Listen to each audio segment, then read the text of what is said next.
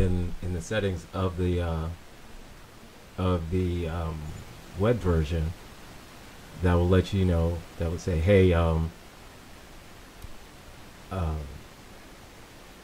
tie in Well, I mean, with how do you do it now? You get the, I mean, you just get the, was it, you get the RTMP link in the URL from, I guess, from Zoom, or how do you do that? no, usually it'll be within Streamlabs, within the settings Okay. of Streamlabs. It'll have something about a connect to Zoom or connect to OBS Studio or connect to something like that. Okay. Um, Because yeah, he hasn't found that yet. So, we haven't found that yet. It would be nice for us just to be on Zoom and then go into Streamlabs and stuff like that. I mean, I yeah, see that you're in the Zoom workplace. I see it at the top yeah. and I see all Because Zoom, but then you're also on Streamlabs, streaming. So, because otherwise, maybe you may have to under the web version, because of the desktop version, you have to set a set Zoom as a source, as it as a streaming source, as an input source. oh, So we may have to do the same thing on the web version. well, I mean, you would have to add all right. So you would have to add a destination, but you have to do it. You have to do it as a source, Right, as an input source. right, right. Okay.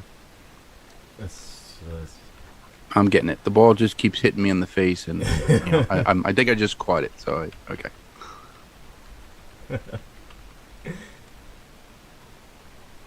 but that's the only thing I could really think of. Um, is that with the web version? Because otherwise, generally with the web version, it'll automatically see that if you have a camera tied into it, that'll be its default to go to would be the webcam. Right. That was a problem because after after I put Monterey on it, it doesn't want to see the camera. It doesn't want to see the internal camera, and it doesn't want to see the external camera. So if he Hey, goes to the web version of Streamlabs, it works, but mm-hmm. it works very slowly, and I'm like, oh man, I just screwed this Yeah. up royally. So guess where that computer's coming this weekend? It's coming back to me. It was made in Australia, I believe, and it's going to come back to me, and I gotta put it back to. I guess I have to put it back to High Sierra. So Well, because the yeah the I, yeah I, I don't know what to say about that. Mac is just Mac is Mac.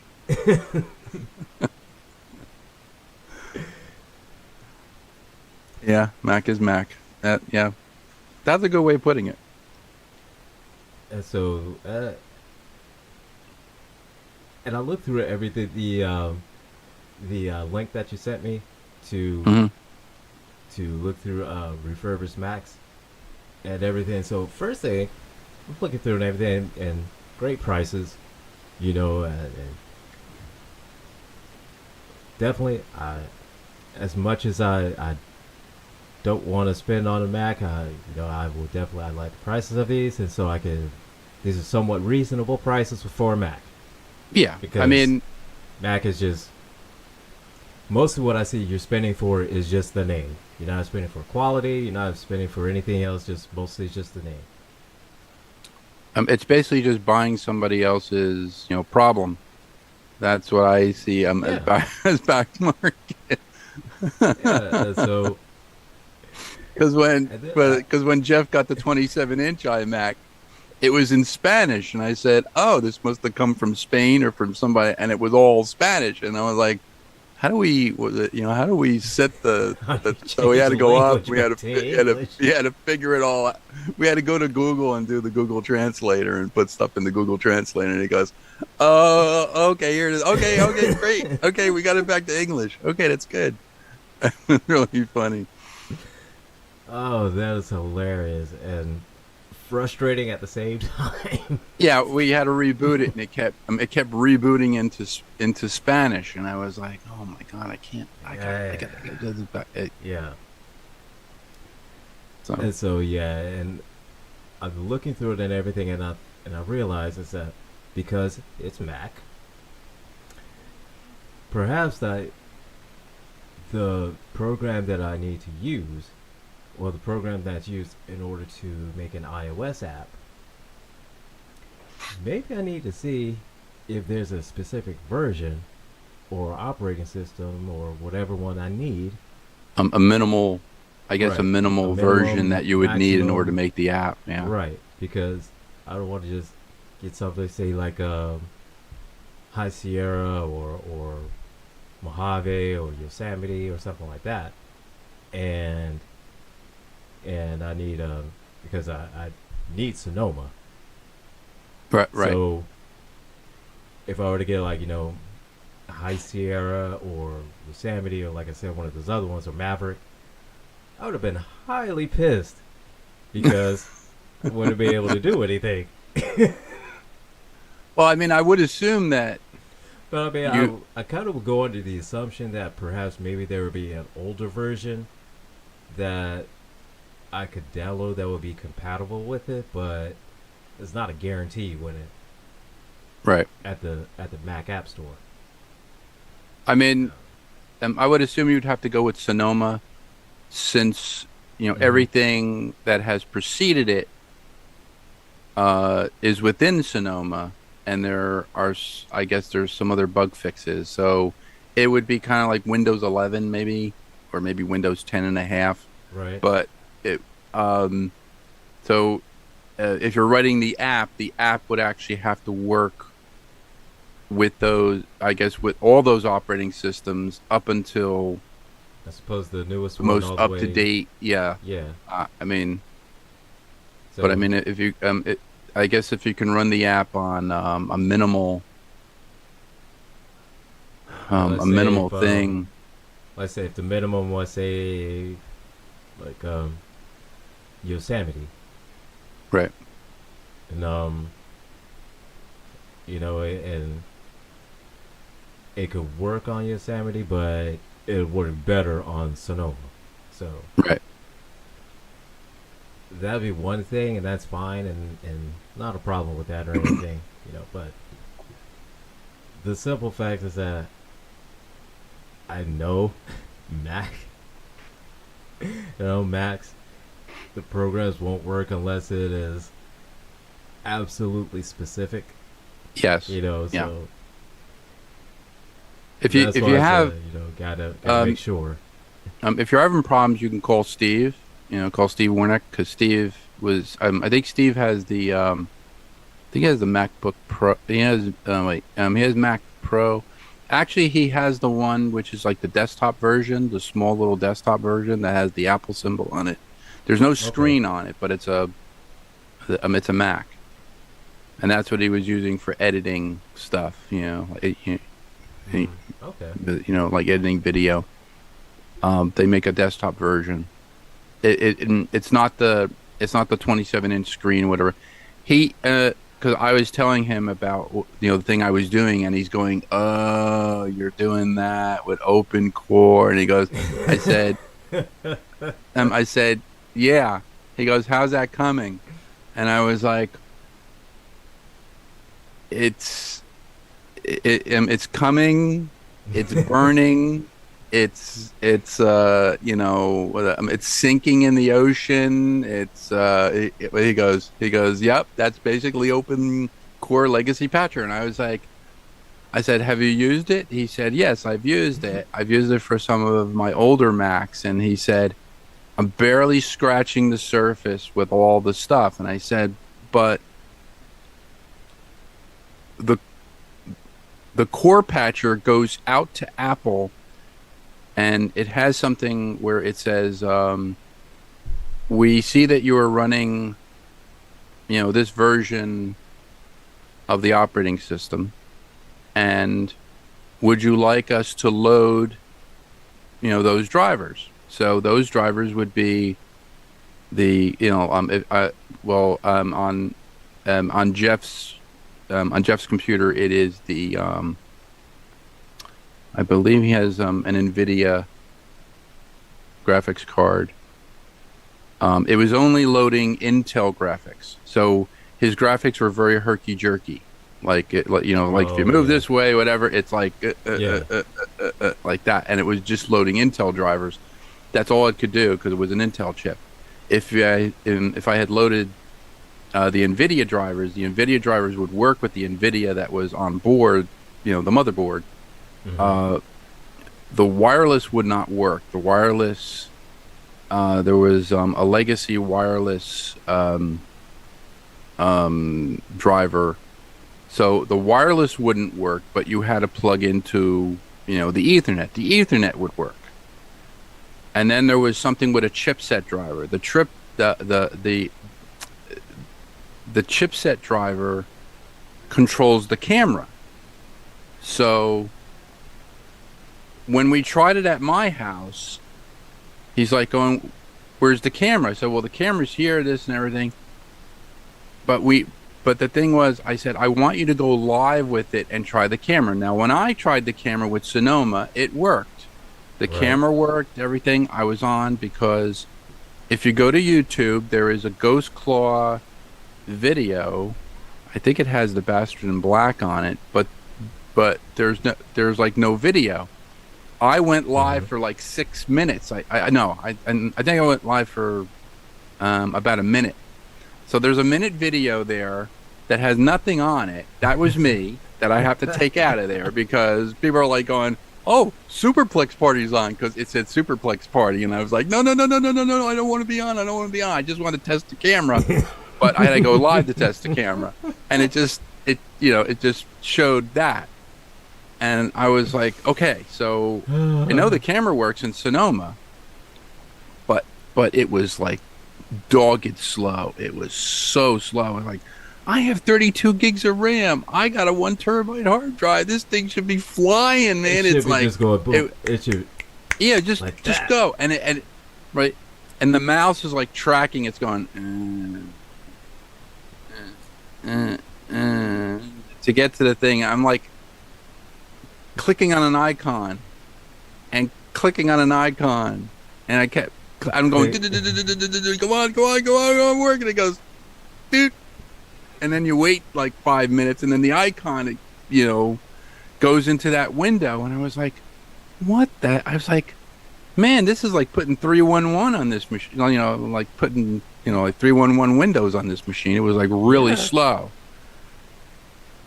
And then I said, okay, I'm gonna take it off. I'm gonna take it off Sonoma. I'm gonna hopefully uh, put it back to Monterey because Monterey it was like 12.5.7 is the version I believe, and Monterey is the minimum that you need to run Streamlabs. So I did the Hmm. whole thing again. I saved everything. I put it all back. Blah, blah, blah, blah, blah. Okay. Jeff comes over. He's looking at it. He's like, well, I don't see the camera. I said, well, you don't have an external camera hooked up. The internal camera didn't want to work because Okay. the drivers wouldn't load. So I loaded the drivers again and it screwed it up. And I was like, I said, there's no way he's going to be. And then he gets it back home. He didn't touch it until like Sunday night when he was going to go on. And Okay. then he turns it on. It was just, it was like, it was like, it was like all types of screwed up. And and, So it was you know, basically foobar. yeah. And he's complaining to me. I said to him on Saturday, I said, just understand this is not going to work the way you think it's going to work. I was like, you may have to go back to the web version. And he's like, right, and he's clicking on stuff. And before the show, he's going, well, that's not going to work. Well, that doesn't. Well, George, that doesn't work. And I'm like, I know, Steve. if I had a car, I'd drive over there and I would just strangle you right now. I'd just beat you to death with your own Mac, and then I have to do the show alone. But I'm like, I told you this was not going to work. And he's like, well, it's like, well, at least I got to have mouse functionality. No, there's nothing is gonna work with this thing. It'll turn on. It'll heat. I was like, it's a good heater. The So, 27-inch Mac. so It George, man, generates a lot of heat. you're supposed If to the work room is magic. cold, yeah. If the room is cold, it'll heat up the room. That's it. It'll. It. He goes. It's not like before. Oh my god! I want to. So So you have a 27-inch heater. 27-inch heater. Yeah. Yeah. Basically. I mean, I had it in this room. I actually had to turn the air conditioner down in this room for for like the temperature variation to be at 72 degrees. I think my air conditioner was on like 34 degrees. There were like ice crystals building up in the hallway on the rug. So, but it was and Jeez. you're like this thing generates a lot of heat. Damn. It's like an Alienware. It's like the old Alienware That, computers. that is hilarious. But It's, but the thing is I, that George, man, you're supposed to work your miracle magic. You're supposed to work your miracle magic, man, and make it the wireless, make the wireless work. yeah, supposed to make it supposed to make it all work. All right. right, yeah. And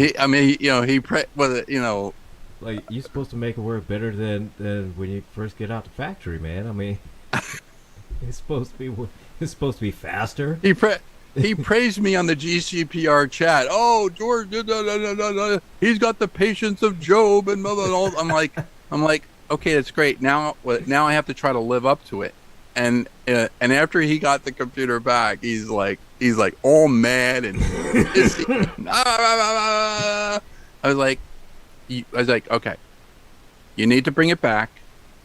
I need to put it back the way it was, and then we have to figure something else out because you don't have the money for it right now. We just don't have the money for it. So So yeah, it is what it is. So yeah, you just gotta. and he go, It's because it's a Mac. You gotta pay for the name. You gotta pay for the yeah, name. you're paying for the name, paying for the fact that it's an Intel chip when it should be like a Motorola 2 chip. You know, Right? uh, I don't know. See, It this is why I'm losing all my hair. This is this is why it's not it's not dihydrotestosterone. It's not this. It's this stuff. it's Going through the and thinking this. I could in this and that and yeah. It's and just then so many just stuff just pull you just all different directions at the same time, and yeah, then having to right, and then having to see your lack of, your lack of knowledge, actually performing in a broadcasting medium, and being on YouTube, and seeing the fruits of your labor burn up in front of your eyes, and go, okay, he's got the patience of Job, he's got this, he's got that, blah blah blah blah, and I'm gonna have to hear it tonight. I'm gonna have to hear it tonight. and then all of a TKE sudden tonight. It's gonna be like, it's gonna be said, okay. no, this isn't working, George. This isn't working. No, this is working. But no, but he doesn't say that. He does it subtly. He goes, well, the mouse would have worked, and I could have had a camera here, and if it was, I'm like, Well, you could have get a new could have Mac. kept it the way. Well, you could have Could have kept it the way it was, or you could have got a new Mac. and you could have gotten a new Mac, but you don't have the money. I understand he doesn't have the money. He's going to get married, all this I other stuff. understand, It's a big expense. I got it. Said I get it. Money's tight. Yeah. For a marriage, huge expense. I get it. Yeah. I totally get it. And so some things you got to take priority on. Yeah. No, I understand that. Understand all that. I mean, he wants the best but- of both worlds. He can only have one world. But So he can only have the one is world. yeah, bro, you got to understand, man. They can only do but so much. Yeah. and then I was working, and it was funny because on Sunday when Jeremy Brasile from America One was on, we were interviewing him and you know and doing Jeff's show. I'm Mm-hmm. working on the audio server, and I was like, okay, so we need an audio server. So I had this Dell Optiplex 990. It's a Core i5. I figure it's Core i5. It's pretty fast. It's got 8 gigs of RAM in it. So, Um, yeah, good enough. Definitely good enough for a server. yeah, it's just going to be doing that. It's not going to be doing anything else. It's just going to be the server. So I originally built it with Ubuntu, and I really couldn't get it to work because I was trying to get it work. I was trying to get the Ubuntu to work with Shoutcast. So what I found out was, and before I blew the partition, was for the, well, sorry, after I blew the Ubuntu partition away and put Windows 7 on it, I found out that if you go to the Shoutcast website that we have and we logged in, the encoder settings say Icecast. They say Icecast on them. They don't say Shoutcast. And you cannot change it to Shoutcast. So the server that I just built under Windows It's is ice. for Shoutcast, but not Icecast. So apparently Icecast is the Shoutcast and Icecast are interchangeable. So the Okay. Shoutcast app allows you to use Android or iOS, but the encoder settings say Icecast. Mm-hmm. So I was like, okay. So, and if you go into the butt software that we use for broadcasting, also say Icecast. You can also go into there and I'm going to have to try this out. Try to broadcast through Icecast and use the Icecast, I Mm-hmm. guess, encoder. Right. So I found out that t this past I think I think it was last night, and I was screaming and throwing stuff in this room after I found this out. Ubuntu Ubuntu desktop will run an Icecast server. So now I have to blow away the Windows partition, put Ubuntu desktop on it because I had Ubuntu server on it, put that, and then hopefully run now the Icecast download software only Mm-hmm. I think it only runs under Ubuntu, Okay. which is all command line based. And now I'm going to have to learn that, which is going to be another thing. And then more of my hair is just Yeah, that is just a yeah, pain. it's just falling out. It's a So, yeah. pain in the butt software. That's exactly what it is. So, yeah. So, Now I'm sitting here with this Core i5 paperweight and I'm like, okay, now I got to blow the stupid partition away and I have to create an ISO again for that because the ISO that I had, the ISO program I had for Ubuntu server was on my 64 gig flash drive. I mhm. reformatted it to put it into Jeff's machine to do the other thing, and I blew all that away. And so now you have to do it Yeah. all over again. It's going to be fun. Oh, So sounds like great times. Great it's times. it, Uh, it's almost as fun as building like an iOS app. So yeah, it's like from it scratch. is like Disney World. Oh my goodness! And I'm gonna tell you like this, man. I was catching hell this weekend because on the app, on the Android app. So for Okay. everybody listening, go to gcpr.live and sign up to be a beta tester.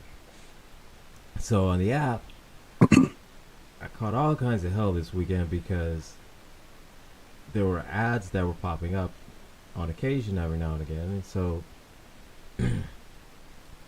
the ads that would pop up were from the the people that created the template for it. Oh, So I'm trying to either change the ads or get rid of the ads or do something with the ads. And I'm catching all kinds of hell this weekend because it was just nonstop crashing. And then when it wouldn't crash, it wouldn't play anything. And then when it I would go back, look through the code again, try and change whatever numbers need to be changed, take out whatever tag need to be tagged, whatever the case may be, whatever line of code. I went through almost every damn line of code in that whole app, trying to get it to play and to not crash or to stop just popping up ads. Because honestly, it's nothing that just irritates me more than where you're YouTube ads and stuff like that, or listen to Podstream podcasts and the case may be, and having an ad break in between. I could live with that, and that's fine, but going into an actual app and then having seen it flooded with just like go here, go to this, do this, da da da da da. all right? So for people who don't So understand the creation of the app, is it was it the ads that are popping up, they're embedded in the stream, so you have to go through. right, so the I ads mean, I would that have. so the ads that show up. So when you go into the app, so um, with the ads, there's of course actually they're just like text just text version of ads. Um, there's images and videos, and different things in the case may be, and different there are different places that have that use different ad services. Most Okay. popular one is Google and Google AdSense, which all that's what ties in with YouTube and with doing websites, and any other thing the case may be. So using AdSense and um, Google Ad Manager are the ways that you kind of use to monetize your account or monetize your site, monetize your app, Right. things like that. So, what the ads that will pop up during the app would be those Google ads. So now Google has now changed it from well, they haven't really changed it because AdSense is still AdSense. But what they've done is added a separate sort of service to deal with Android apps and ads on the Android apps. Okay. So what those that pop up are the ones that you would see normally on websites, where it'd be like the banner ads that would be kind of in between different categories, different selections, different radio stations, different channels, whatever the case may be. And sometimes when depending on whether or not if you got big hands or whatnot, you'll accidentally hit an ad. Nothing that is so irritating to me. I mean, is And there a it, way to and change? Was it is there a way to change the port? I mean, I would assume that isn't the port like 8,000 for media? Media port is 8,000. Is there a way to change it or to redirect it so it doesn't pop up in your well, yeah, that's in the app? that's what going through in the code because you have to because they have different SDKs, software development kits Right. that you have to put in the line of code so it calls in that SDK or lets know to not mess with that one. Right. So the SDK for the ads that were there were for Google ads. And so within the app is, they're within the admin side of the app, which the admin side is what's loaded up um, onto the site, in which I go in to kind of change the listings of the store and Right. and do stuff like that on the back end side of it. And so part of that on the back end side is that I should be able to turn the ads off. So we're trying to turn the ads off, and then for whatever reason it started crashing. So needless to say is that I found out is that I had to. It's like a two-part process of turning the ads off and then adding the no ads SDK to it. Okay. So that's how I caught hell for this whole past weekend.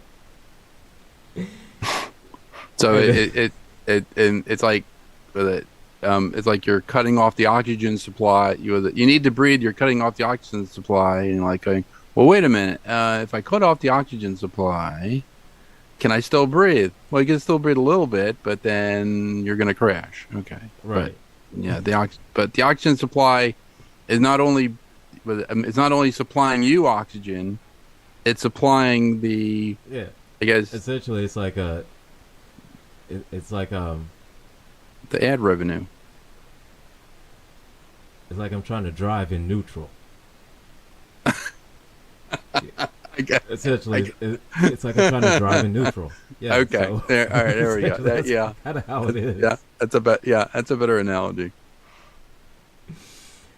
So You can steer, but you really can't I drive. can do all kinds of stuff, but I can't drive. If I'm going downhill, I'm fine, but Depending on how fast I go downhill, I can go uphill, but I'd have to go down pretty fast so I gain enough momentum so I can make it uphill. okay. Got it. But oh man. So yeah. Now it's working good. So now Okay. I just need to get a few more people up and I'll give a shout out to Google for one thing, and going through doing like a lot of their like app checks, like checking to make sure that the code is right and everything like that. Even though somehow I don't understand how some people are being able to get viruses and worms and rats and everything through those checks, because I would say Google will tear everything apart to look at it to make sure that it works right, it compiles right, what devices it will work on, what it will not work on. Mm-hmm. And so I would say there's some people that are just creative to get around all that stuff. There is something. Google put out there's 13.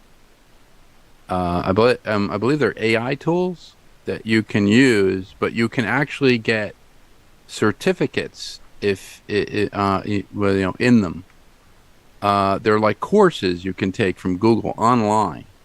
Mm-hmm. So if you were going to get a job in development, in software development or something like that, you can actually take these courses. They would give you a certificate at the end, like a digital certificate, saying that you were, expert in these particular courses. I think there's 13 of them, but they're some actually involve AI, as well. You Oh, they know, must have added those in because I looked at some of those courses years ago, yeah, and I think it was like Skillshare or Skill Set or right. Set Skill.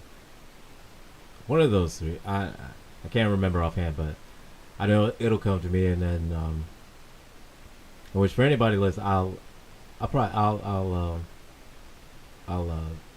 put it up on a help desk Facebook page. Right.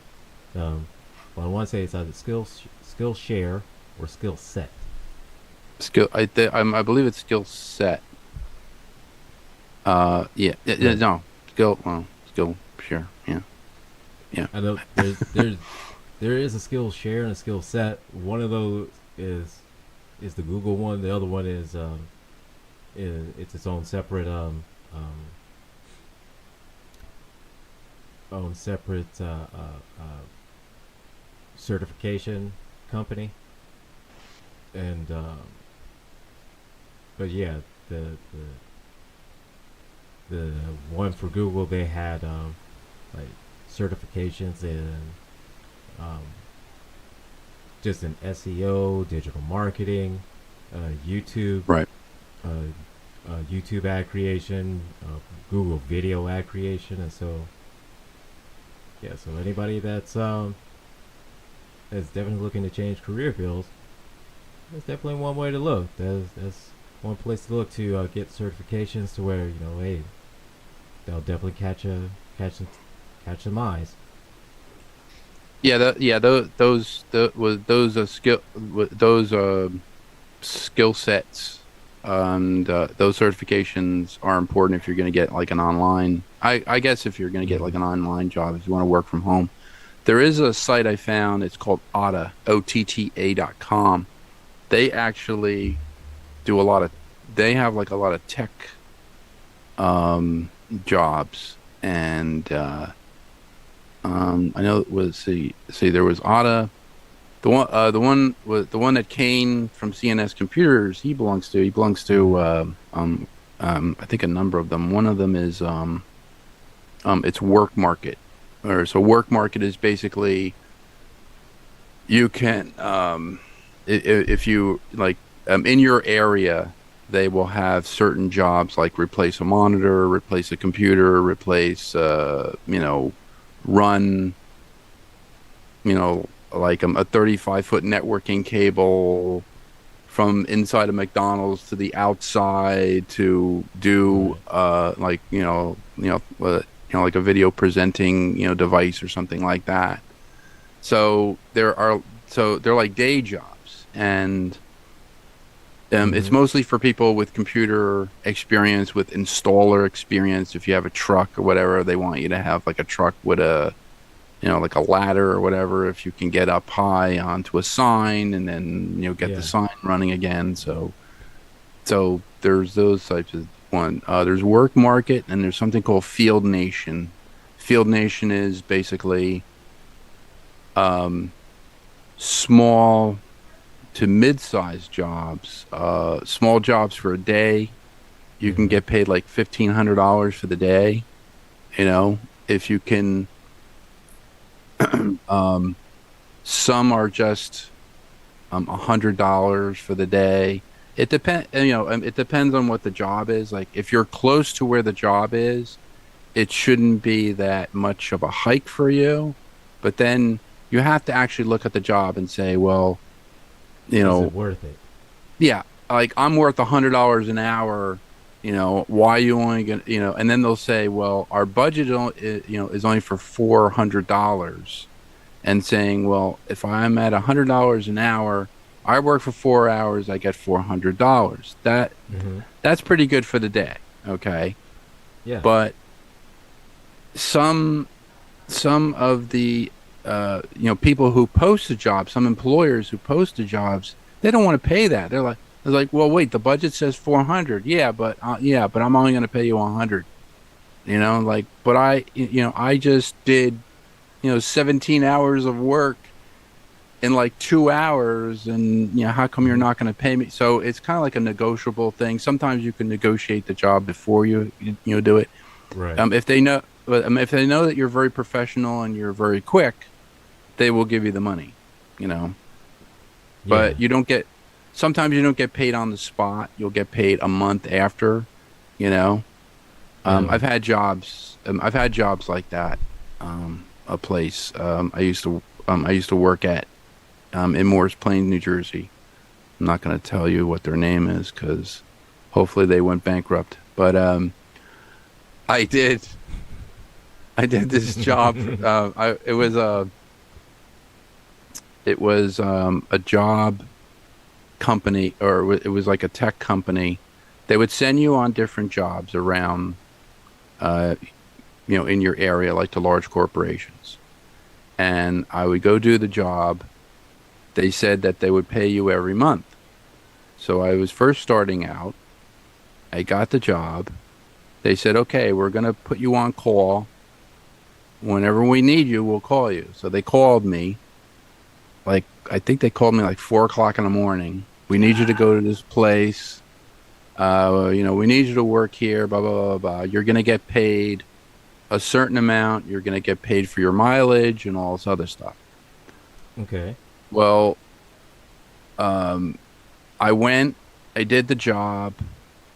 The guy, it was a server room. They had something wrong with one of their servers. I got the server room, I got the server up and running. I got Windows 2000 server up and running for them. Got Active Directory, did all the other stuff, got everything done for them. And they were very satisfied, and they communicated that back to this place. Well, Mm-hmm. this place was they used, shall I say, unscrupulous tactics to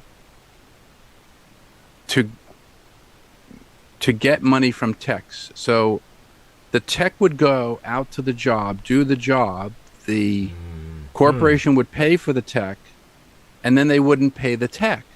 Like they would just say, "Well, it's coming, it's coming. The check is in the mail. It's coming, it's coming."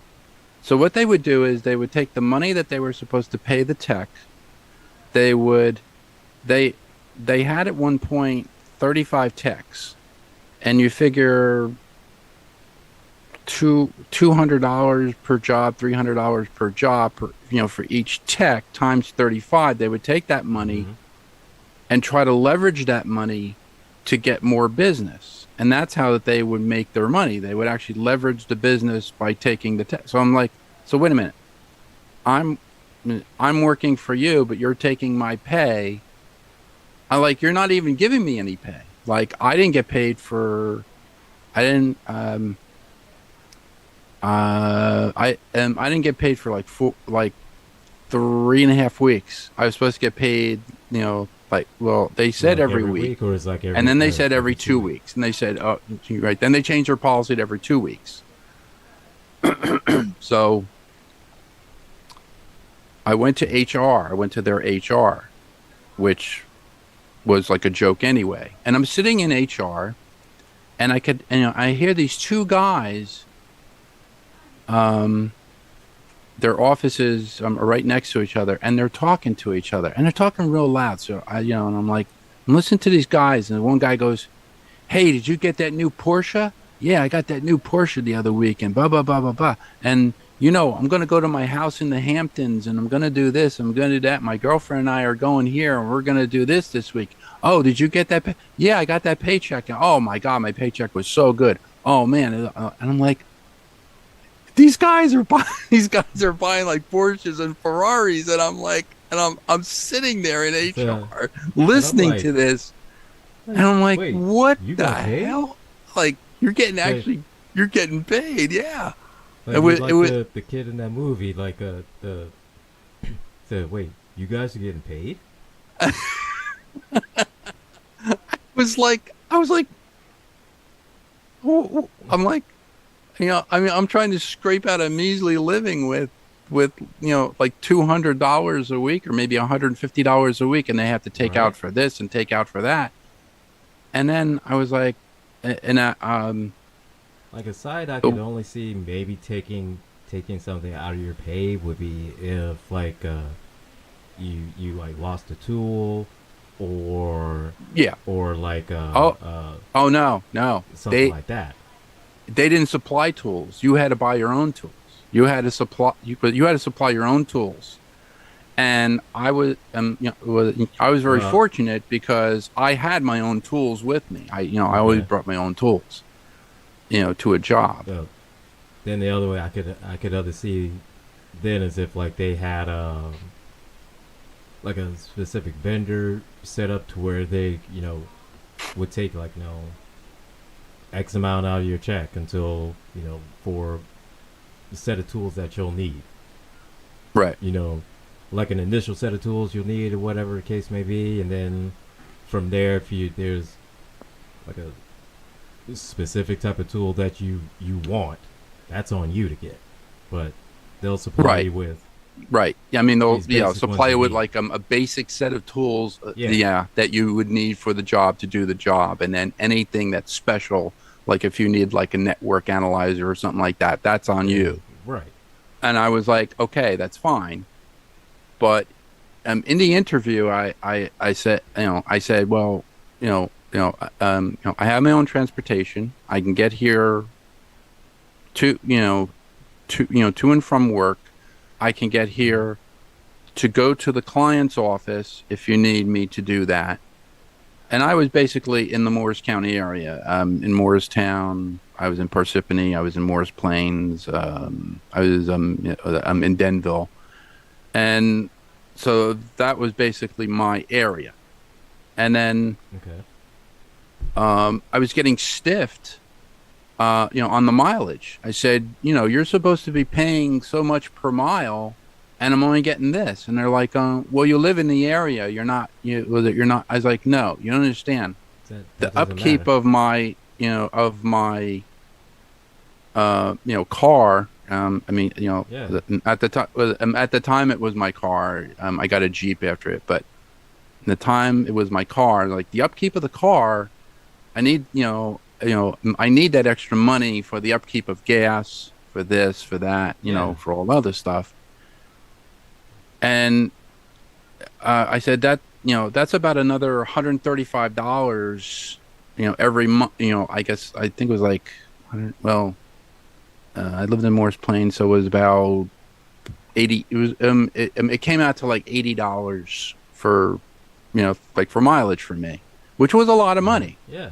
It's gas, it's upkeep, it's this, it's that, I mean and that's so gas, they were that's oil changes, that's right, tire rotations, yeah.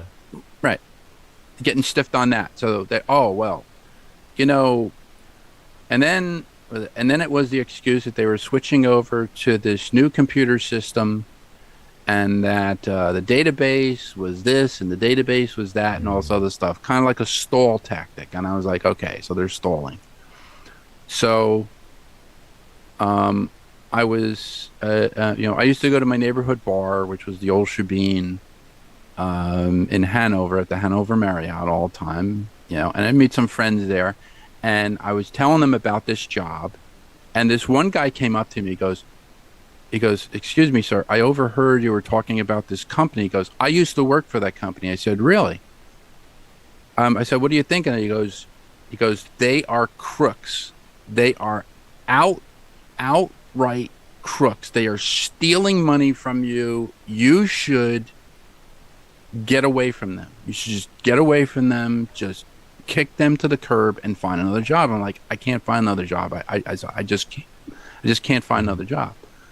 So, uh, the place I used to go service, the corporation that had all the server stuff, had all the server rooms.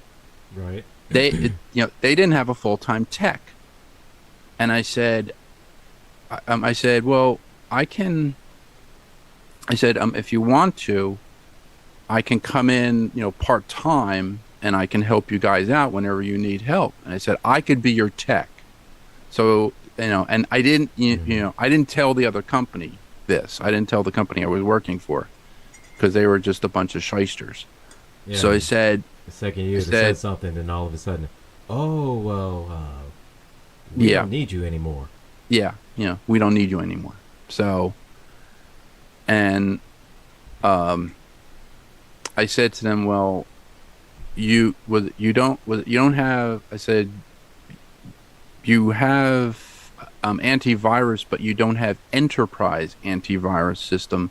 You don't have this. So I basically got their servers up and running. I put antivirus on their servers, and I said I will be back at the end of every month or week or whatever you sign the contract for. I'll be back to make sure everything's running smoothly. I will also do remote monitoring from my house.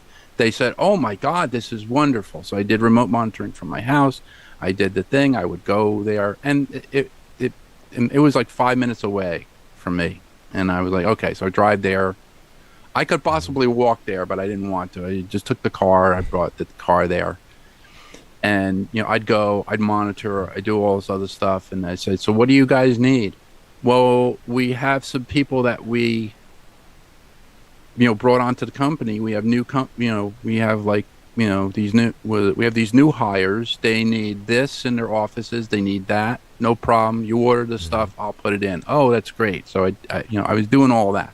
So I was basically I was making more money there than I was at this other place. And I was still working for this other place. And I was like, trying to give them the benefit of the doubt. Yeah, And then I get it, I understand that. Yeah, but because it was just like a part-time gig. And then all of a sudden, the guy said to me, because I was talking to one of the bosses, of the business that I was servicing part-time. And I said, why don't you use these people anymore? He said, well, they want too much money now. I said, how much money do they want?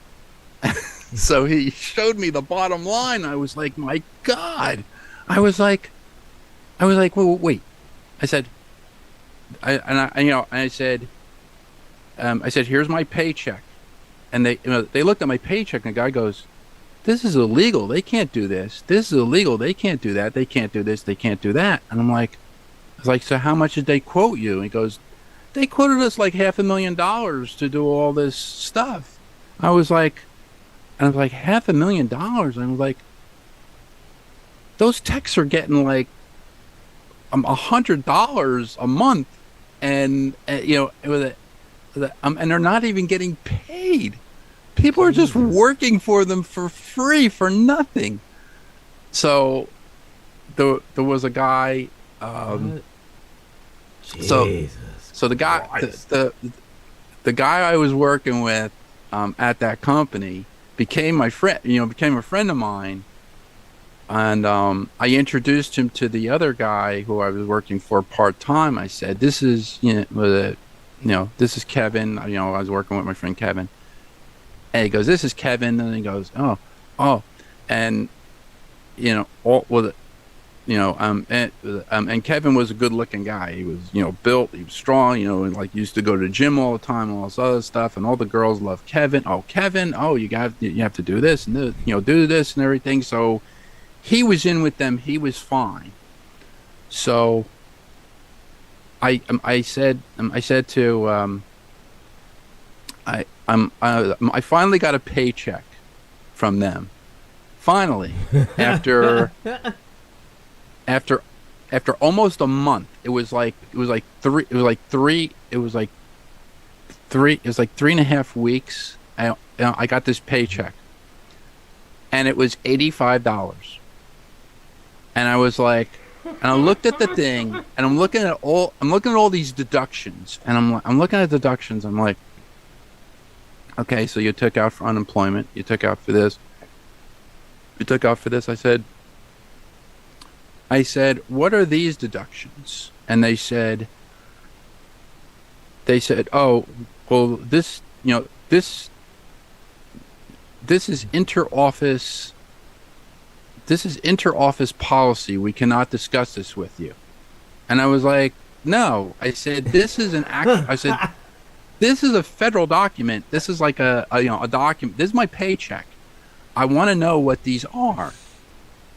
And um, they they were like, it's an inter-office policy that we cannot discuss with employees because you're a contractor. You're not a full-time employee. And I was like, so how do I become a full-time employee so I could see what this thing?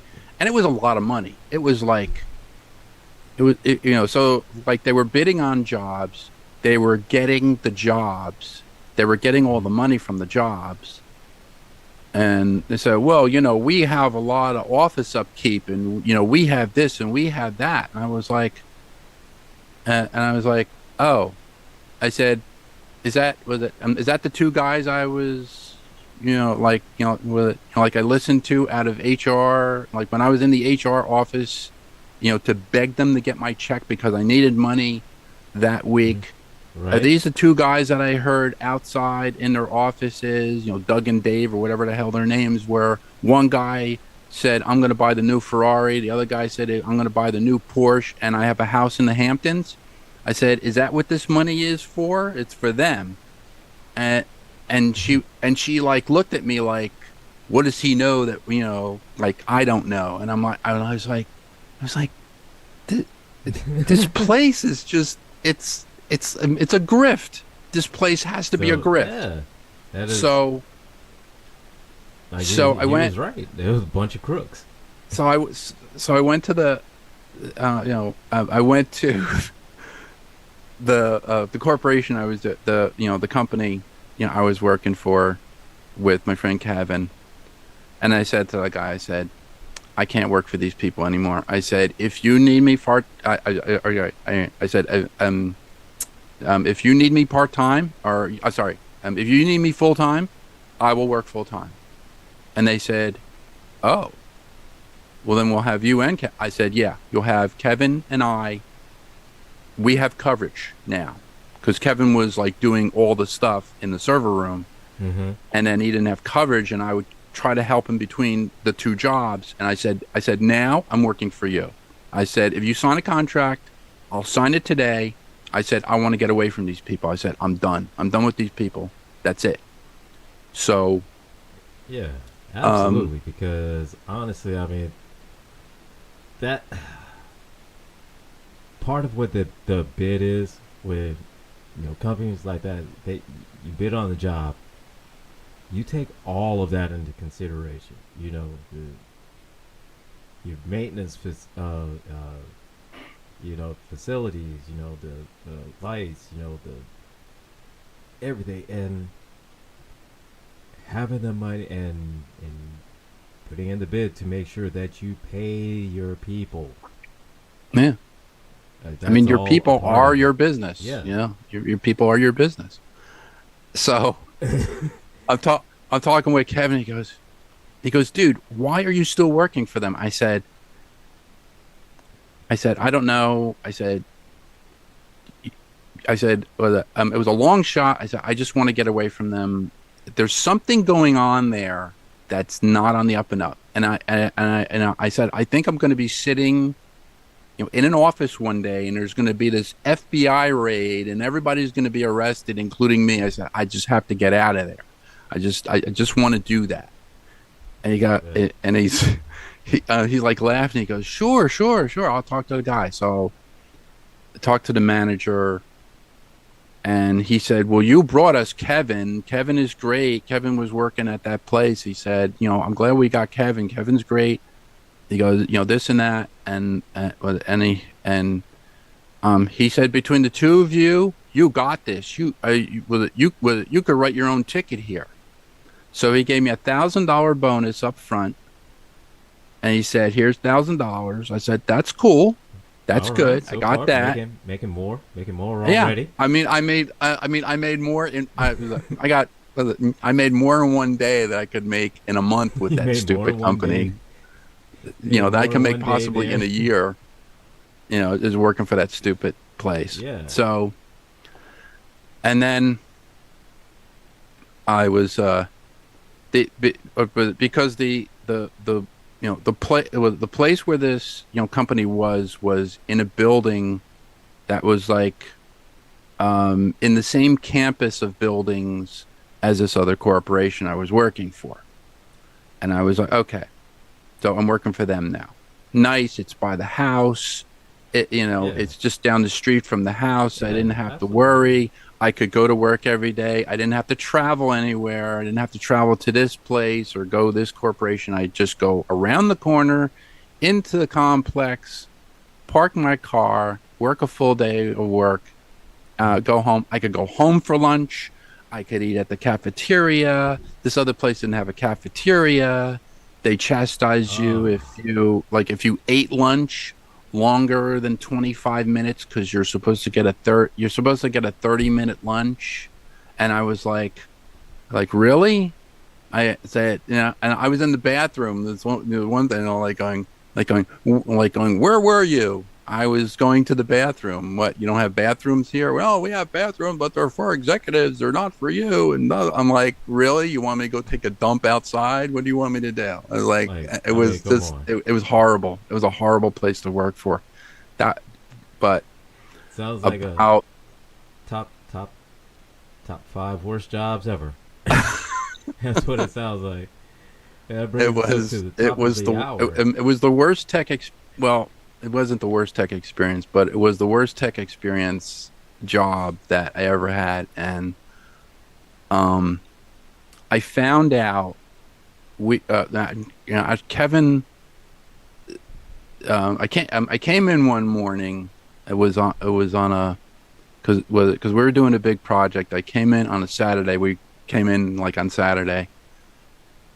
And Kevin goes, "Remember that place that you got hired from and I got hired?" I was like, "Yeah." And he goes, "Dude, it's gone."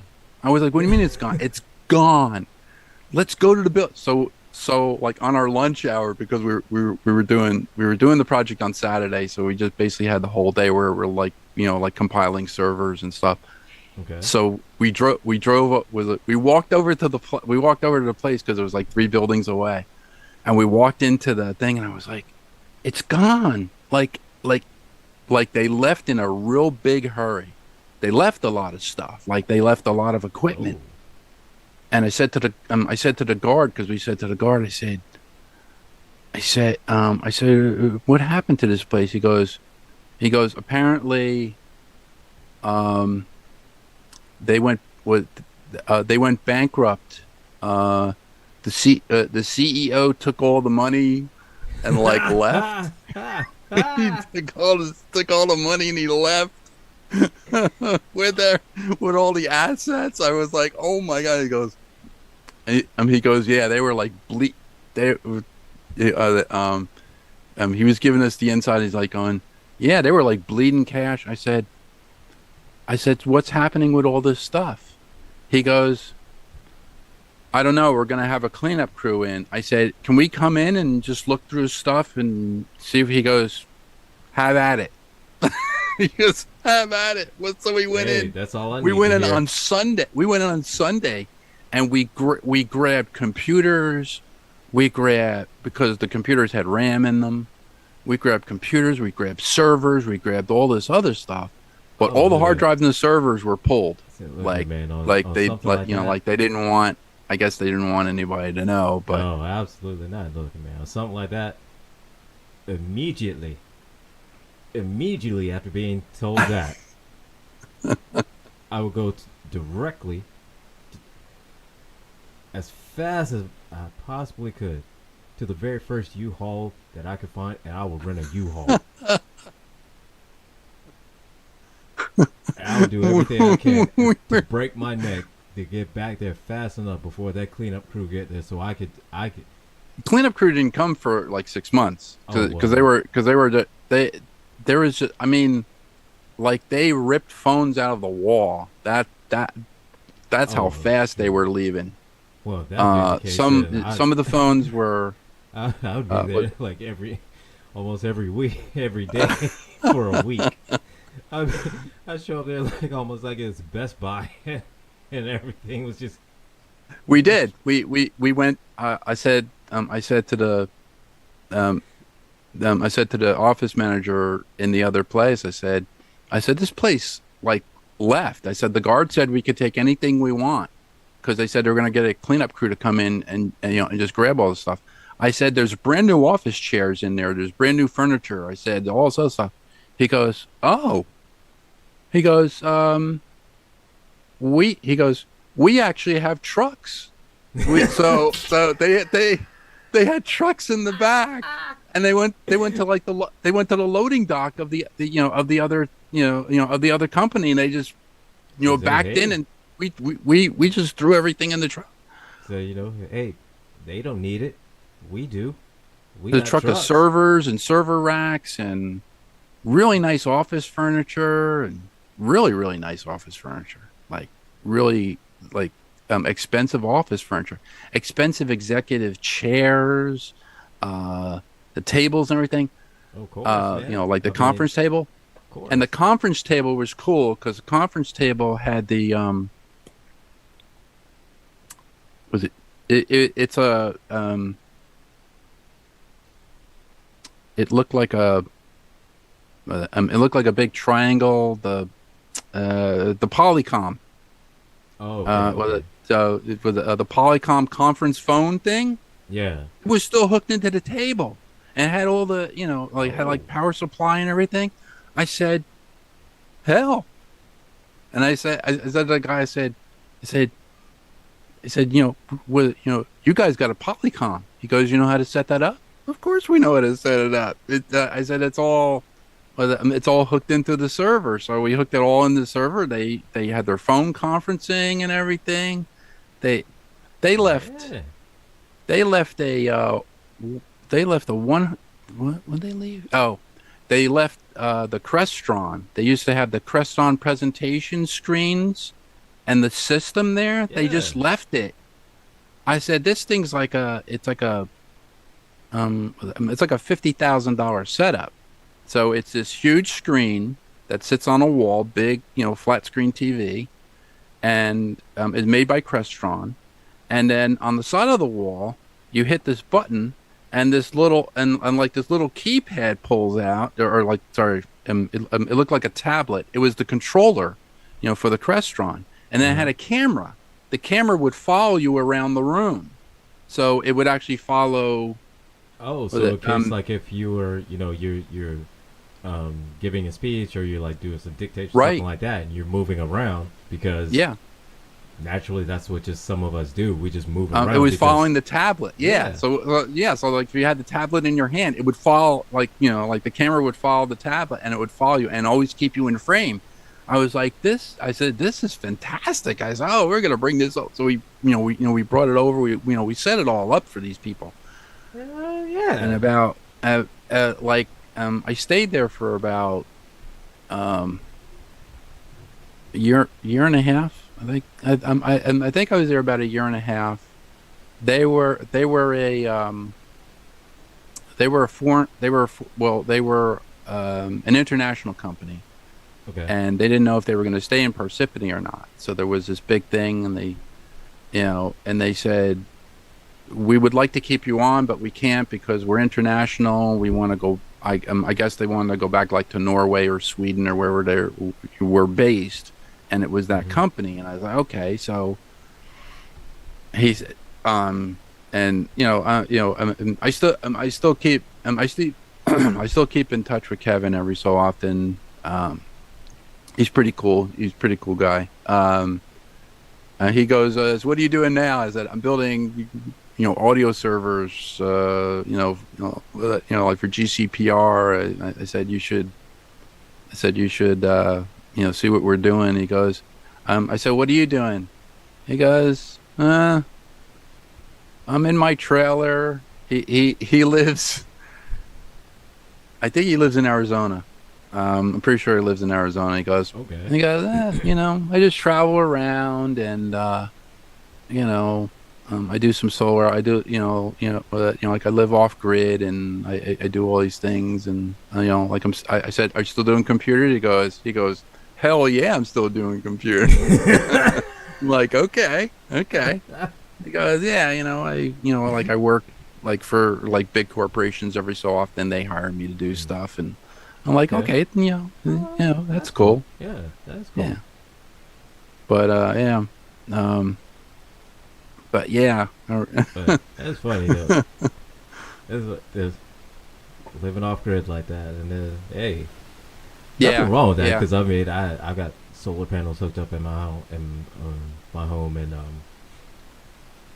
and trying to because this is a hybrid tying system, so it kind of works off of both the power grid and solar panels. So oh, yeah. cool. Yeah. Yeah. I wanted to do that. I don't have the money right now to do that. I mean, I've investigated the technology. Mm-hmm. Technology's out there. I have been experimenting with I don't know if you know what it is. It's called a Peltier module. Mm-hmm. Yeah. It's a zinc copper plate inside of a ceramic I guess inside of like a ceramic wafer. But um if you put a direct current through it, like 12 volts, you'll get a hot side and you'll get a cold side. You'll get like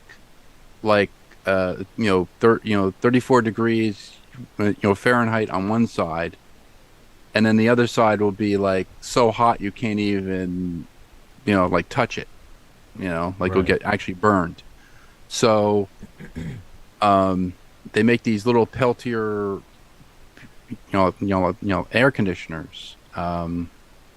We uh, we had one when I went to California, and like my wife had this little refrigerator that would work off of 12 volts. You plug it into like the cigarette lighter of the car, and Mm-hmm. and it kept things cool. I was like, this is really nice. I was like going, what the hell, like type of technology? I thought it was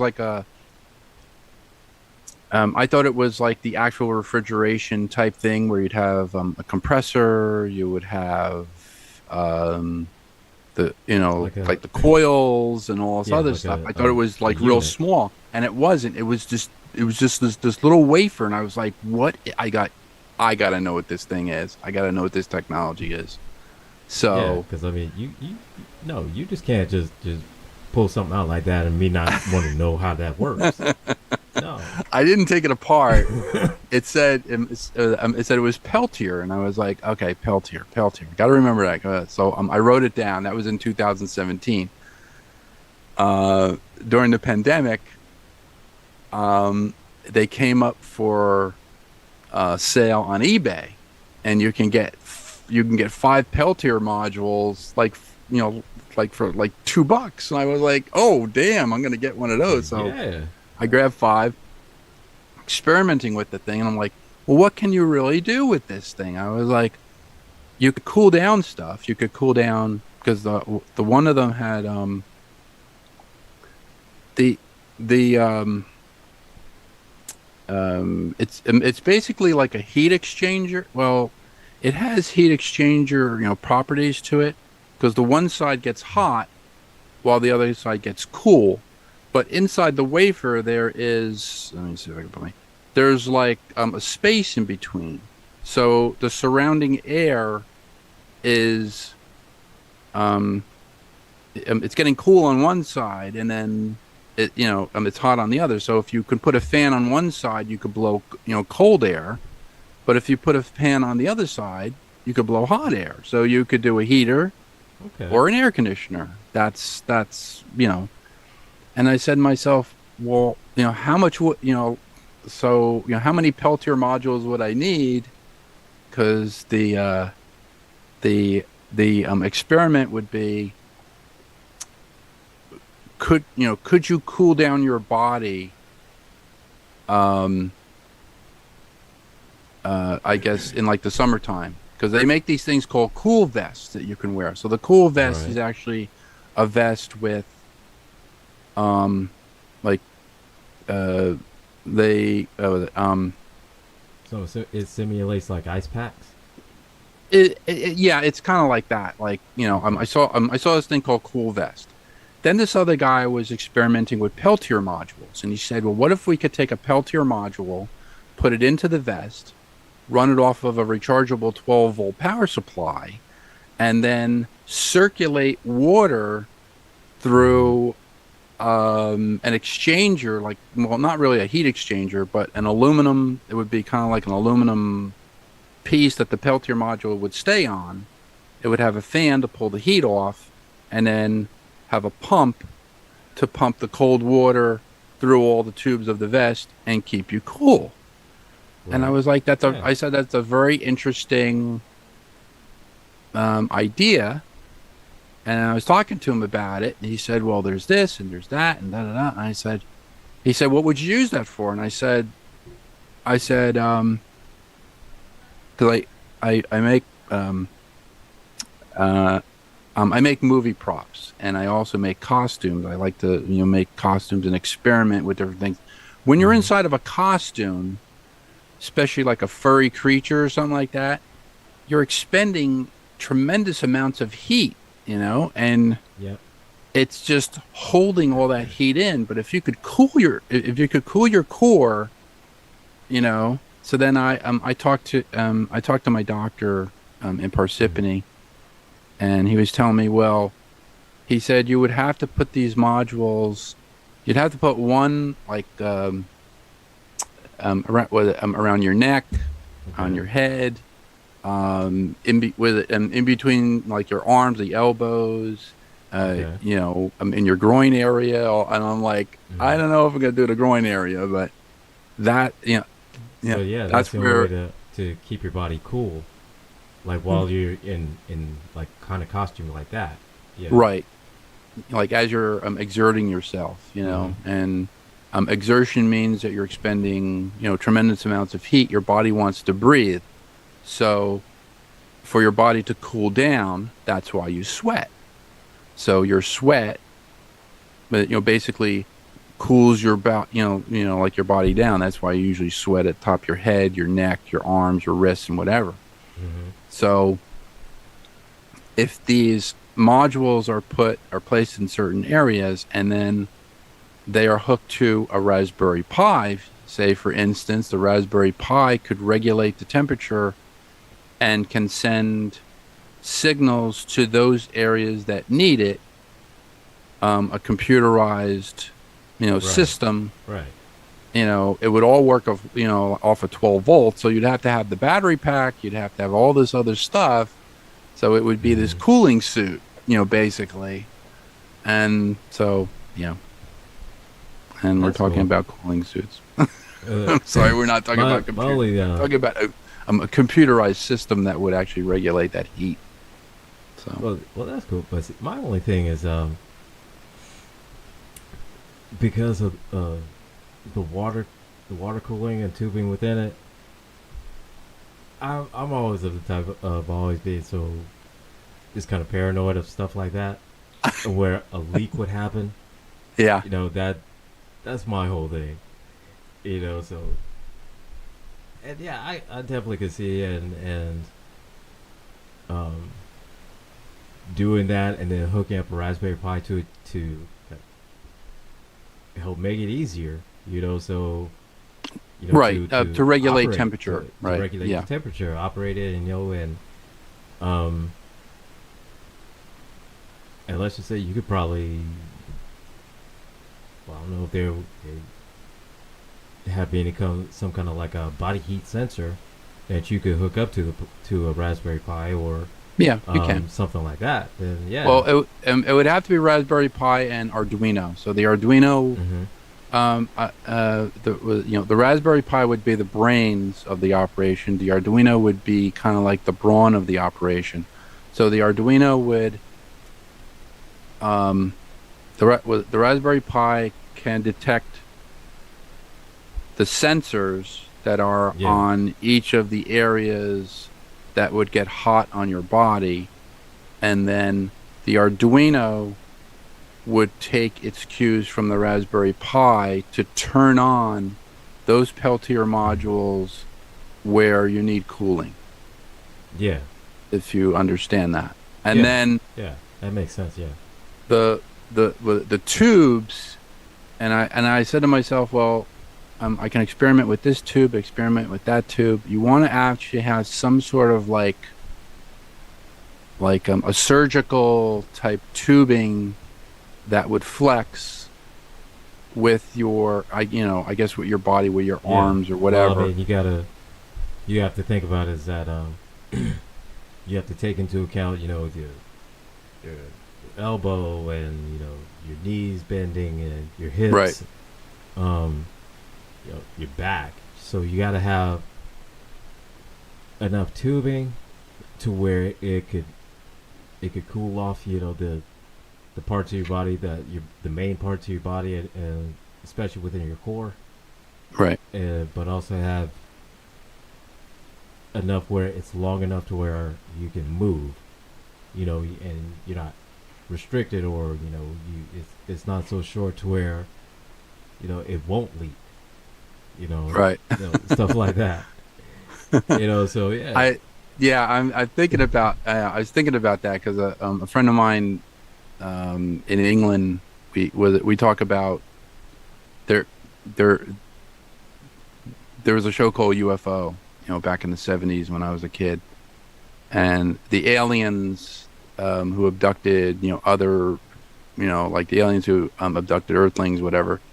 They wore these red suits, and the one guy was wearing the suit, and he said it's so hot in the suit because the suit is made like vinyl, like the costume's made out of vinyl. So Hmm. there, there is no heat dissipation in this suit at all. And then you have a helmet on. You have this full, like this fully enclosed helmet with gloves and boots and all this other stuff. I said, it's like the costume would have to be made so that you can actually dispel some heat. You'd have to do it underneath the underarms. That's why some of the, like if you see some of like the coveralls that they make, they actually have grommets that are put into the underarm to actually dispel heat. You don't want to, hold all that heat in. Yeah. You'll sweat. I mean, if you need to sweat off a couple of 1,000 pounds, you could do that. But I mean, uh, I wouldn't recommend it. no, I wouldn't recommend it at all. I've been in different costumes where it's like very like, you know, a a little, a robot little, costume, for instance, made out of wood, where yeah. it does not breathe, and It's a little you, too well, warm.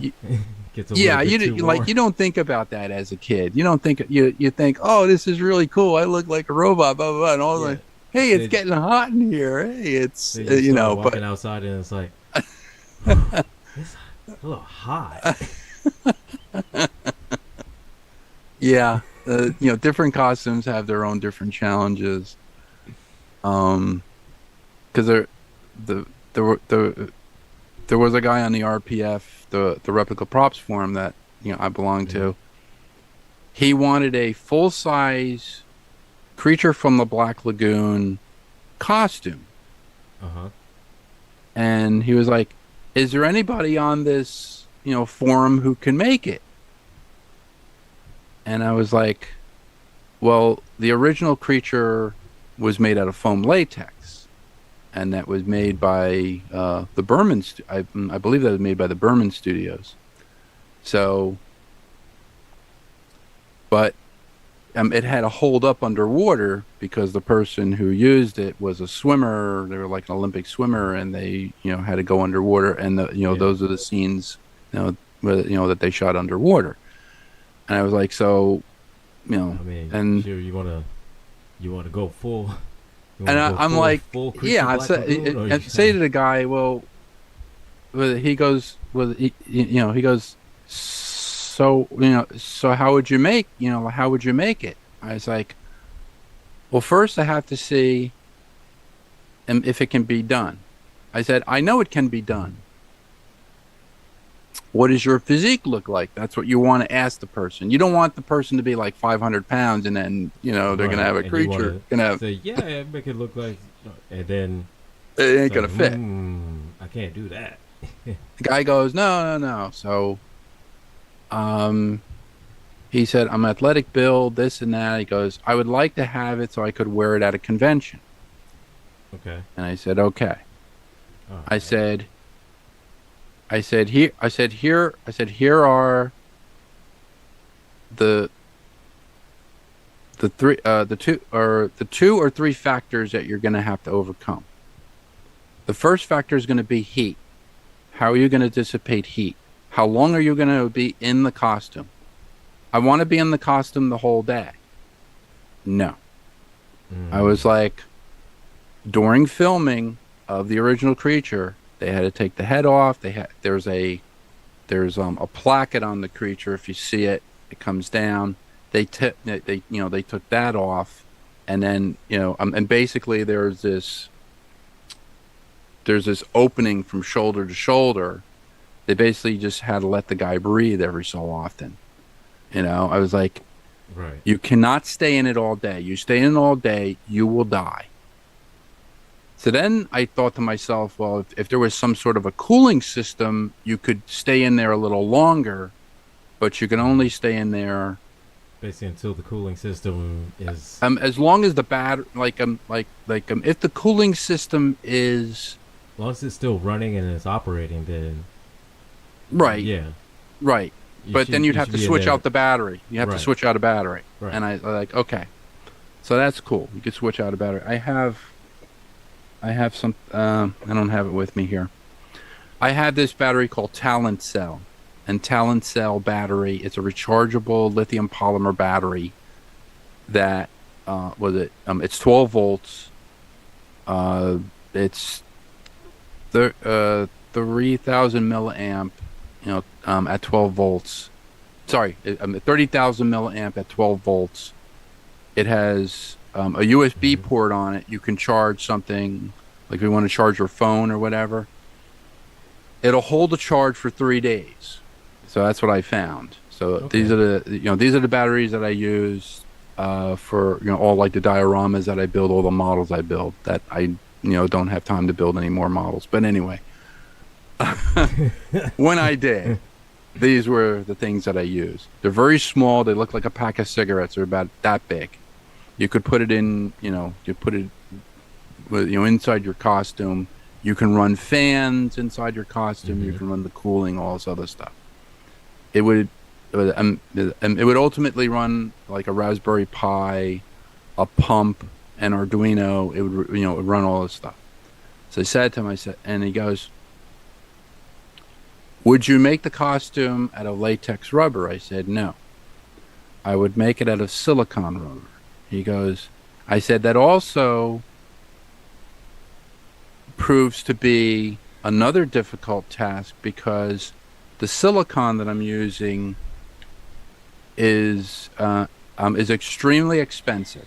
I said, for a trial size of this stuff, like 32 ounces, it's like $60. Okay, so it's $60 yeah, it's for pretty expensive. 64 fluid ounces. It's a part A and a part B. It's very stretchable. Very stretchable. With it, you can mold it and all sides. Like, so there's the sculpting part of it. I said the sculpt would have to be sculpted out of clay. It would have to be cast, and then it would have to be, I guess formed or casted in silicone, and the silicone would have to fit you. So we would need a body casting of you. We would need a neck casting. We would need a head casting. We would actually need a life cast of your entire body, including your head. And it would be for you. And he goes, "Oh, you can't make it universal?" No. No, I said, otherwise you might as well just go to a Halloween shop.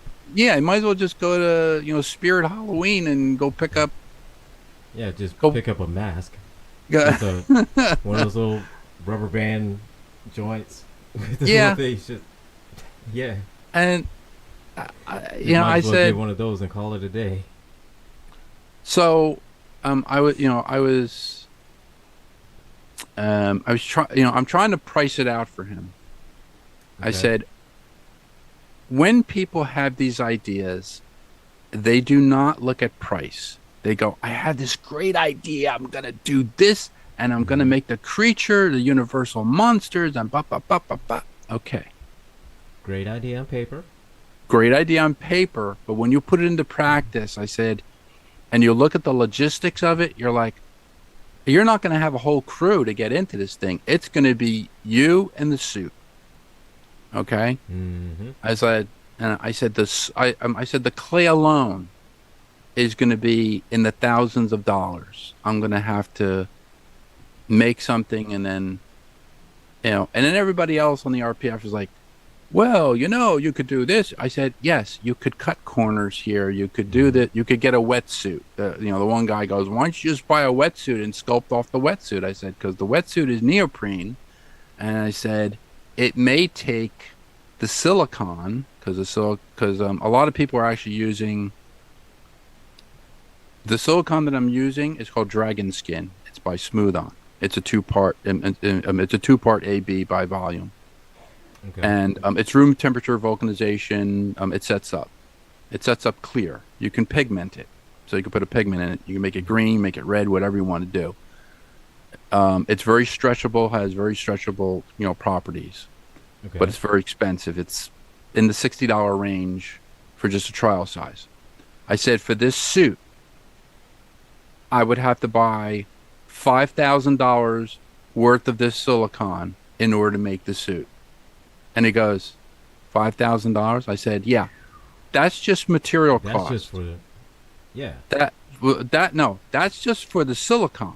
Just for that. He goes, how much for the clay? I said, the clay, if I made like, and I was thinking of ways of making like a torso, making legs and stuff like that. He goes, why can't you just sculpt it off the mannequin? I said, I could sculpt it off the mannequin, but I said, But if it's for you, then you kind of if need your physique is something any more. different than the mannequin, it's not Yeah. going to work.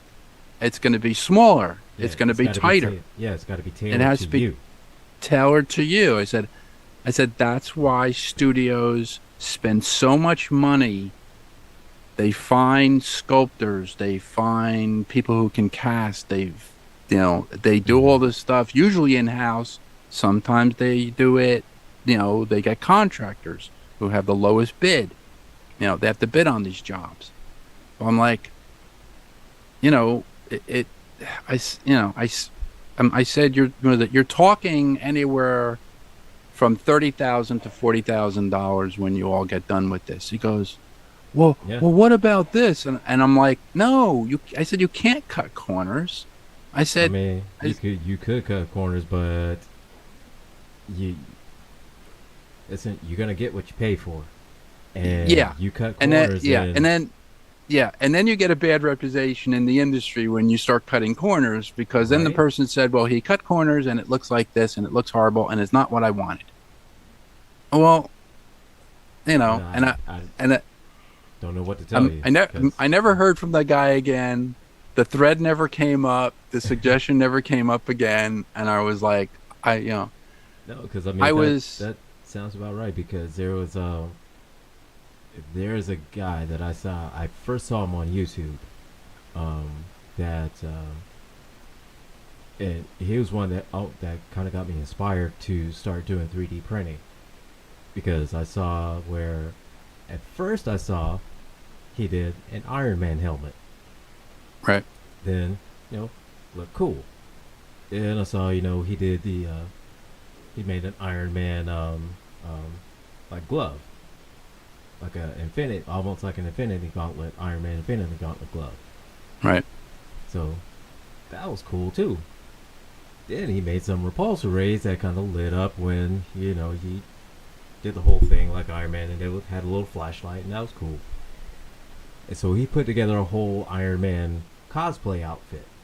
hmm And somebody asked him, um, how much did it cost? And he said, just kind of off the spot, thinking is like, it costs around $10,000. To get all yeah, of the filament, to get the electronics on it, to get all the wiring, and the time and effort that it takes. That he said roughly it cost him $10,000. And somebody asked him, what would you charge somebody if they wanted you to do it for them? He said, then it would be about 15 to 20,000 because I'm going through the effort of doing this, Right. and so Yeah. it's not easy. And so yeah, I get it. So it's like if you pay, you want that quality, you've got to pay for it, Yeah. and it's not cheap. It's I came across another one that's where what's her name?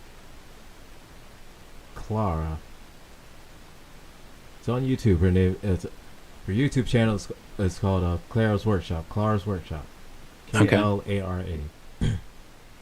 So what she did was she made some Wolverine. Where they were almost like the gloves and gauntlets from off of the Deadpool and Wolverine movie, Oh, is where that they the were one blue. yeah, where what was it? Like where the claws come out? Yeah, Like they the claws are articulated. hmm They're on like they're articulated. yeah, Retractable, yeah. and Right, so retractable claws. That's cool. yeah, so That's really cool. they were really cool. And so the way that she did it was that she 3D printed, the of course the blades that came out, and um, the forearm piece, and little and another little spot to cover where the blades would essentially would go, go in and go out, Right. and went through a whole tutorial about how to put it together, what parts you need, the electronics you need, um, the effort that it will take to go through and everything. And so from that alone, the time that it takes to do that alone, because until this was a 15-minute YouTube video, but it was one that was a lot of time that was cut in between it. So I did with this it took hours Yeah. in order to put it all together. But it's Yeah. something that it looks like I could possibly do.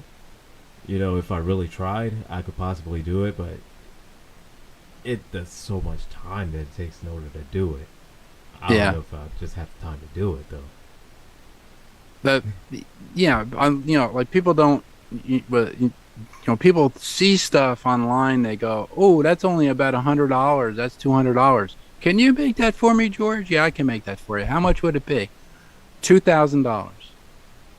Well, what do you mean $2,000? It's Yeah, $200 there. I was like, yeah, yeah, 200. but But you know what? Go look at I that two I hundred don't dollars. have. Yeah, I mean, I don't have the designs. Number one, I don't have the 3D files. I don't have a 3D printer. All right, so I don't. I'm Mm-hmm. sorry. I'm old. I don't have a 3D printer. I do things the old-fashioned way. I do things with my hands. All right, so I have computer, 3D printer. That's what it is. You There have you a go. 3D printer. I understand that. And a lot of people ask me, why don't you get into 3D printing? It's so great. It's this, it's that, blah, blah, blah, blah, blah. It's another learning curve for me. It's like another learning curve. I'm using, Fusion 360. Yeah, well, I don't have, $1,000 or $2,000 to buy the software or however I forget how much Fusion 360 is, but it's a subscription and it's cloud Mm-hmm. based, I believe. Yeah. So I'm like, I don't have that money to spend. I just don't. I have basic knowledge. I can sculpt. So if I can sculpt out of clay, or I Mm-hmm. can cast things, I can make I can make things. I can make models basically, Right. but they're not going to be. I mean, with like refinement and stuff like that. Yeah, the model will be nice and smooth. It'll be detailed, all this other stuff, but it takes time. I'm one person. I don't have a Yeah. company. And you don't have the time to dedicate to to do that just to do it. You know, Well, I mean, I unless mean, if you I make mean, the time, you yeah, can, yeah. But just it's just a random Tuesday or random Wednesday, and so, no, not everybody has the time where they could do that. Just one random day, You just have time in order to do I've it. been trying to build. I have a half studio scale Invader's flying saucer, and I made it Hmm. out of I made it out of cardboard actually, cardboard uh, encapsulated with resin. Okay. Use the foam stuff from Home Depot to fill up, like the baffles. And I'll show you one day how I made it. But um, I am to the point where I can start putting fiberglass on it, and I got 6 ounce fiberglass, from China. Excuse me, slow boat from China. So anyway, I can put Nice. fiberglass on it now. And Okay. then from the fiberglass, I can build it up with like body filler and all this other stuff. That's usually how Hmm. the old, the old timers do it. The new kids now, like you, do it with 3D printing, which is way faster. It's way more accurate. But, but I try to do things in the old methods. I try to look at the old methods because if the 3D printer breaks and Like it's there's good, but I a mean, short circuit on the board or something like that. right. How am I going to make that? And I always tell these guys, if your 3D printer breaks, you run out of filament, a power surge zaps the board, and you do not have the 3D printer, how are you going to make it? Well, I'll just ask my friend who has a 3D printer. I'm like, but what happens if 3D printers are outlawed? Say they're outlawed because they can make guns or whatever, out of the. I like, okay, what are you gonna do? Oh, How are we're you gonna make screwed. that? Oh, we're Yeah, screwed. because That's people just straight up we're screwed. So because I mean, people have just embraced the technology. They like when they made the original Enterprise from Star Trek, right? The original series. yeah. How did they make the saucer? They made the saucer out of plaster, and they basically took a form, put it onto a stick, and they had a stick in the center. They put the plaster around, and as it was Mhm. curing, they went around this round piece of thing, and they made the saucer section, and then they made, and then they put fiberglass on top of that, and that's how they basically did it. People think, oh, they did this huge machine and it pressed it. It didn't do that. They were like two guys in a garage made this thing, you know, uh, to Well, make to, yeah. Well, see, but then even then, during like the 60s, 70s, 80s, 90s. Well, yeah, yeah, even the 90s. I mean, um, that there wasn't this whole big, facility that that and I had that same kind of misconception until I started to 3D printing, and then and then I would start seeing you know prop making, and then I would start seeing different ways that people would make it, yeah, and then to my surprise that it wasn't done with a big facility and like $1,000 machines and and yeah. anything like that. It was just I, one dude with a pile of dirt, or like two guys in a garage. You know what I mean?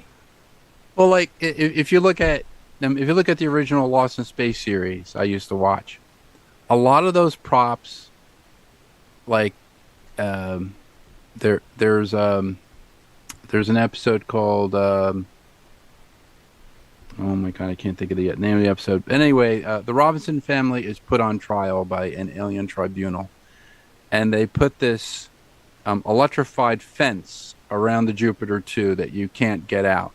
So the stanchions that are going up are actually cardboard mailing tubes, and they're sprayed. No, I think I think they're they're the concrete tubes. You know the concrete tubes you put in the ground Yeah. for like foundation, like the Yeah. foundational tubes you get at Home Depot. Hmm. That's what they are.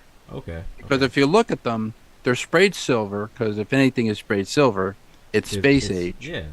Yeah, It's the future. it belongs in it It's the belongs in future. outer space. If So it's silver and it's shiny, it's the future. yeah, and if it has rings on it, Right. so Yes. it's this cardboard tube, and then the energy pulsation through it is saran wrap. They got big things of saran wrap, and it kind of shimmers, with the studio lights, and that's supposed to be the electricity. Now, when you're a Okay. kid, you're like, that is so cool. How did they do that? And then when you Right. become an adult, you go, what the hell did they do?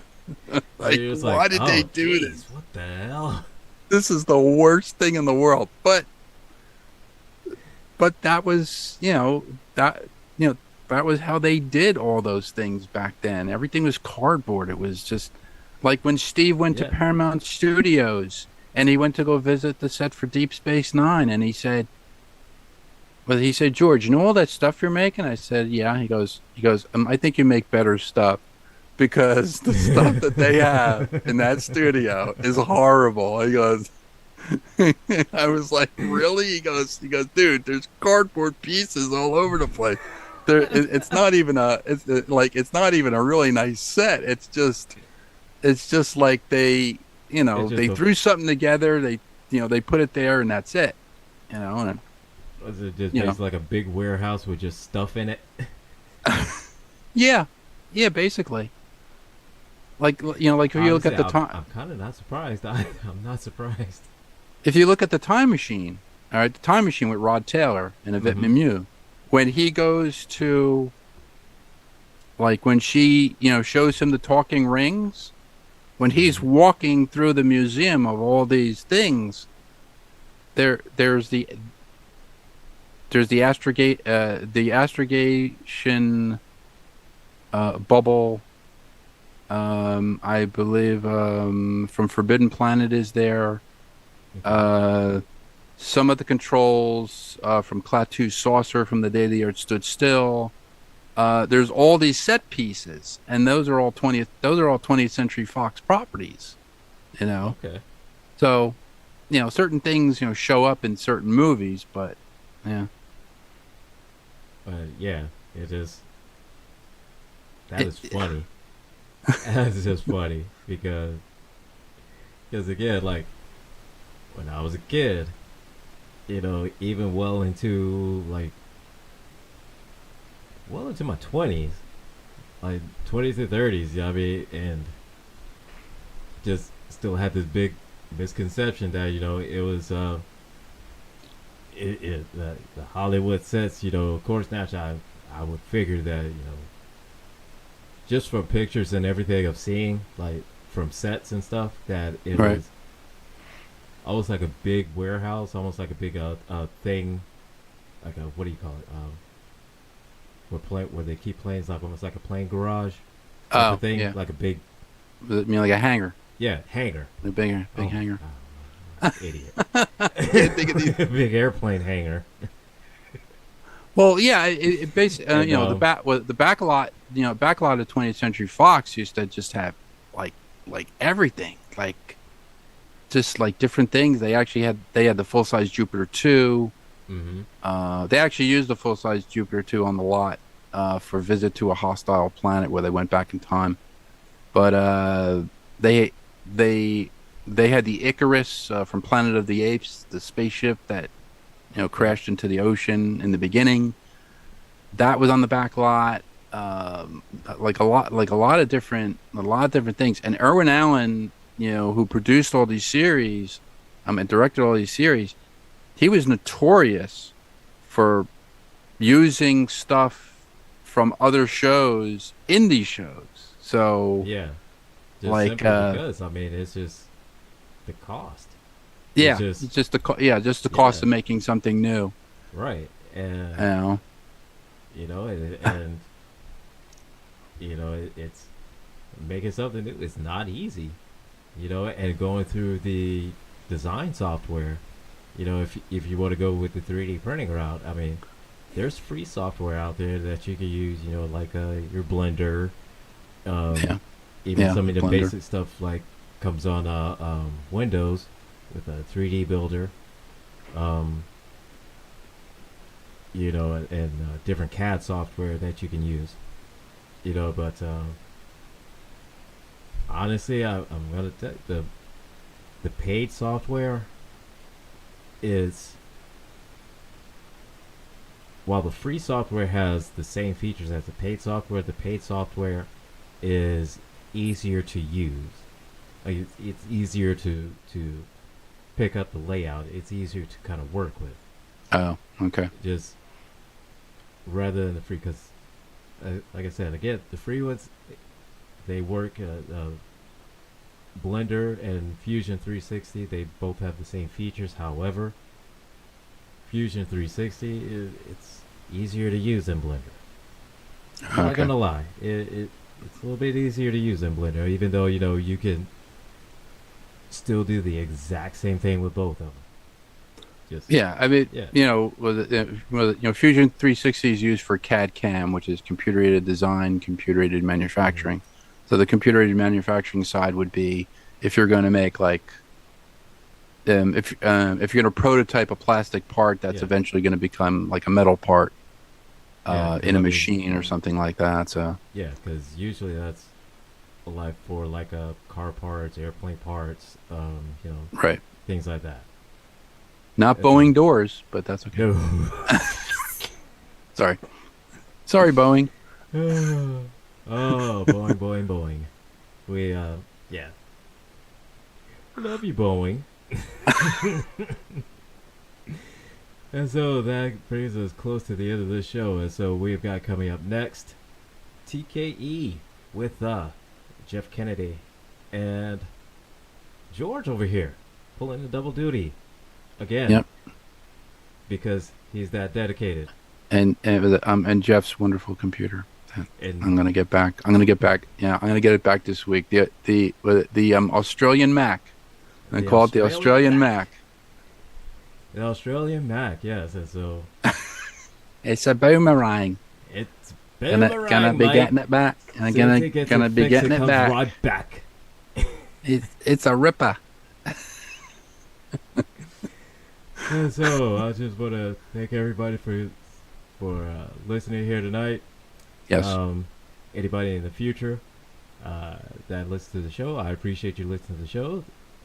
And we are also, this show is brought in part to you by CNS Computers.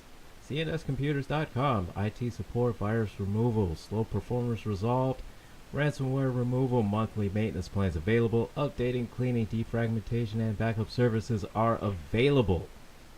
So, is your computer slowing you down? Worried about viruses or ransomware? Look no further. CNScomputers.com has you covered.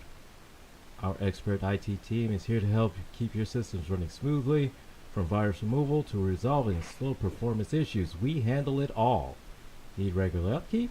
Ask about our monthly maintenance plans, perfect for updating, cleaning, and defragmentation. And don't forget to back up your data. We offer reliable backup services to keep your important files safe. We also offer an electronics recycling service. If it's electronical or electronic, we recycle it. From small businesses to large corporations, your obsolete and unwanted electronics are disposed of in a safe and efficient manner. Visit cnscomputers.com today and let us take care of your tech so you can focus on what matters most. Servicing the Stroudsburg and East Stroudsburg, Pennsylvania area. Area code 570-871-3077. Again, that number is 570, oh jeez, 570-871-3077. That's cnscomputers.com. And on that brings us to the end of another wonderful show. And so, Hearing George drone on about his jobs. Sorry, I'm here, sorry about that.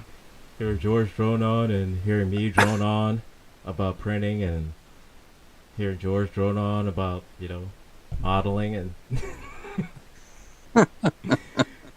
and so yeah, after Jeff we got conversations with T Nathan 11 o'clock. at 11.